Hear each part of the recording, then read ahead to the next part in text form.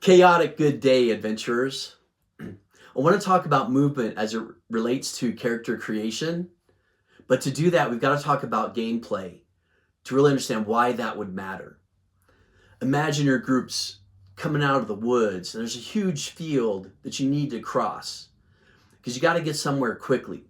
You decide, well, instead of staying in the woods and slowing down, we're going to go ahead and just try to get across it. Hopefully, nothing happens. So you start to move across the field, and then, wow, there's the dragon. Oh my gosh, it's coming your way. Well, everybody moves the same speed, so unless maybe there's a dash, but everybody's generally moving the same speed, so there's no real unique dynamic to what happens to the party and the challenge that could present. But if we had different movements, that would change things very drastically. Will somebody leave somebody behind? Will somebody who's faster and stronger, pick up that person and help take the weight? Will they come up with other things? Will they have to hide in the field while the others sprint and run? Uh-oh, split the party time. So there's lots of new dynamics and challenges that can come out of variations in movement. Most systems really can't accommodate that. They're not designed to do that based on characters, but they're also not setting people up for success for just changing things as a game host or game master. So in the Trinamic system, we have modular character creation. Movement is by class. So when we talk about movement, for a walk, a person might have 5 feet because they're really slow. It's been a wizard that studied books all their life, never really been outside. They're not a physical person. So they start with 5 foot for that one class. Well, if they build 3 classes that are all wizard-based, they'd have 15 feet of walk movement. Whereas someone who chose a crafty class with high movement and then took 2 more classes that were really fast movers, getting 10-foot movement each, they'd be at 30 feet for walking.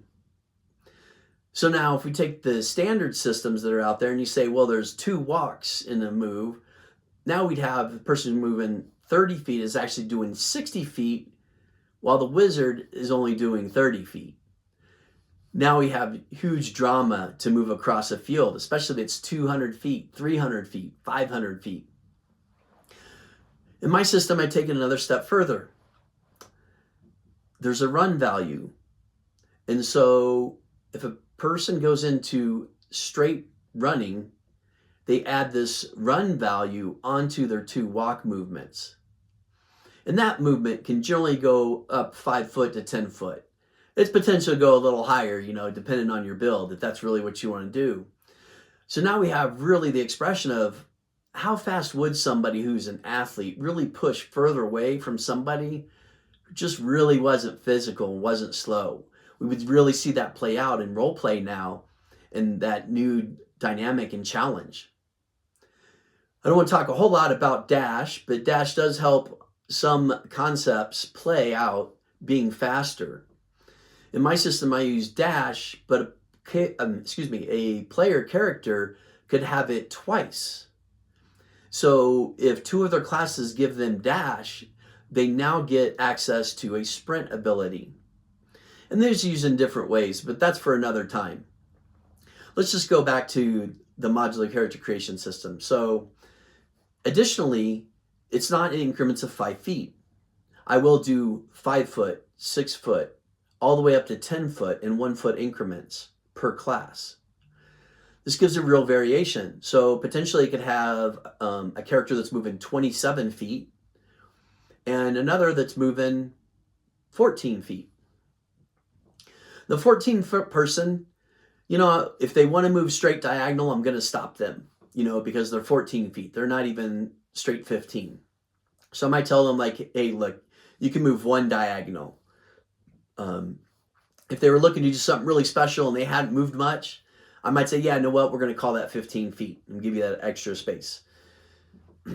It's upon them with their point progression system, like experience points, to go ahead and eventually build that character up and get that additional movements of 1 foot, making a difference.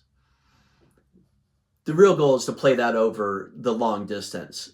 So if somebody had to move 14 feet and twice in one round, that would be 28 feet. In my system, they might actually have another 5 feet. So they'd move 33 feet. It doesn't sound like a lot or a big deal, but that's 33 feet when they need to move across a 300-foot field. Now, the other person who was moving 27 feet, they might also have a 10-foot run. So they move 37 feet on one turn when they are in a dead run.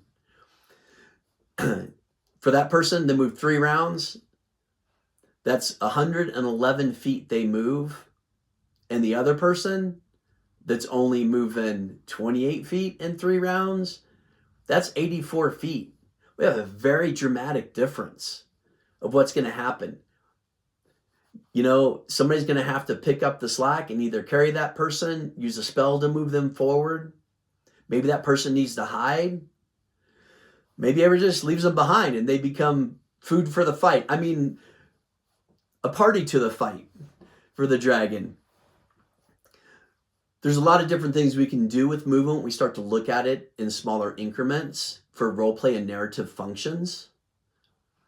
And at some point, we can use it as a decision maker for diagonals or other mechanicals that are different, slightly different terrains.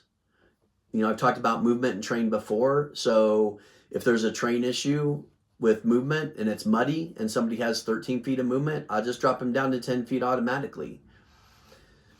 So lots of dynamics to consider and think about. I hope that elevates your game.